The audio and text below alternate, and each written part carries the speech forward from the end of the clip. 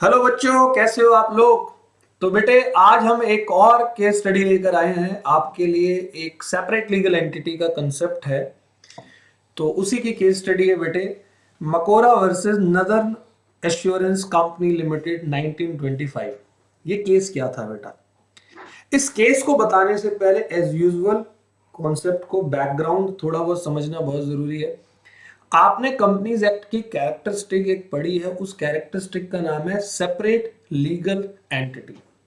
मतलब कंपनी के द्वारा किए गए जितने भी कॉन्ट्रैक्ट होते हैं, असल में कंपनी खुद तो नहीं करती, कंपनी आर्टिफिशियल है, कंपनी के डायरेक्टर्स या कंपनी के मेंबर्स वगैरह करते हैं। लेकिन वो सारे कॉन्ट्रैक्ट और सारी की सारी एक्टिविटीज वो कंपनी के नाम पे होती है। कोई भी फ्यूचर में बेनिफिट मिलेगा तो कंपनी के नाम पे मिलेगा, लाइबिलिटी होगी तो कंपनी के नाम पे होगी। ये एक सेपरेट लीगल एंटिटी का कंसेप्ट हमने पढ़ा था। एक और केस हमने किया था सोलोमन वर्सेस सोलोमन का। तो आज एक नया और फ्रेश केस लेकर आया हूं आपके लिए, मकोरा versus northern assurance company limited. बेटा क्या था कंपनी में, एक एम नाम का बंदा था, मैकेरा।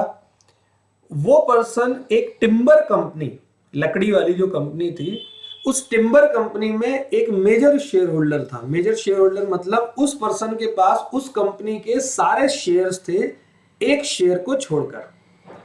और दूसरी बात, वो उसी कंपनी का बहुत बड़ा क्रेडिटर भी था, मेजर क्रेडिटर। तो वो अपने आप को शहंशाह समझने लगा। मतलब कि उसको थोड़ी सी या तो जानकारी कम थी कंपनीज एक्ट की या पता नहीं क्या।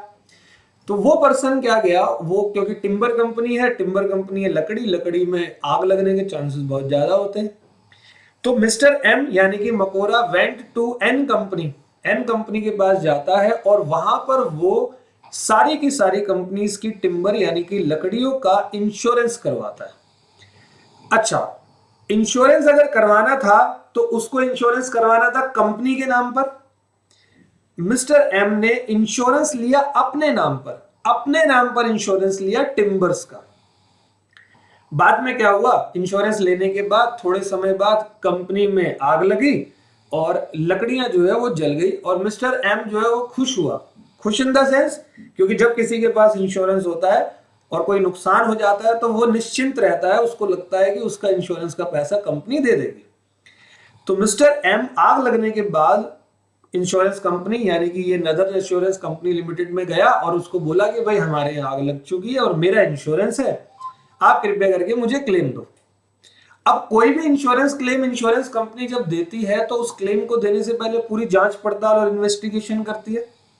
तो नदन कंपनी जो है वो इन्वेस्टिगेट करने उसके ऑफिसर्स आए, तो वहां उन्होंने देखा कि भाई आग तो लगी है कंपनी के अंदर और जो टिम्बर है वो टिम्बर तो कंपनी से बिलोंग करता है और इंश्योरेंस जो है वो मिस्टर एम के नाम पर है।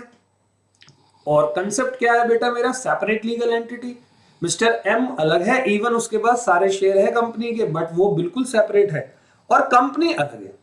तो कंपनी के ऑफिसर्स ने अपनी northern insurance company assurance limited को बताया जाकर कि यहां पर टिम्बर्स तो कंपनी से बिलोंग करते हैं और इंश्योरेंस मिस्टर एम का है। तो फिर उन्होंने जो है कंपनी ने लोन सॉरी अपना इंश्योरेंस का पैसा क्लेम देने से मना कर दिया, रिजेक्ट कर दिया। तो मिस्टर एम जो है वो कंपनी के खिलाफ, इंश्योरेंस कंपनी के खिलाफ कोर्ट में जाते हैं। अब कोर्ट जब सारा का सारा इस मामले को देखती है तो उस मामले को देखने के बाद कोर्ट भी इंश्योरेंस कंपनी के फेवर में फैसला देती है, क्योंकि मिस्टर एम जो था वो मेंबर था कंपनी का और इंश्योरेंस मिस्टर एम ने अपने नाम पे लिया हुआ था, लेकिन लकड़ियां जो जली थी वो कंपनी की जली थी। क्लियर है बेटे। तो यहां पर जजमेंट क्या आया, held the insurance company was not liable to him as no share holder has any right to any item of property owned by the company for he has no legal और equitable interest in that. All well बेटे।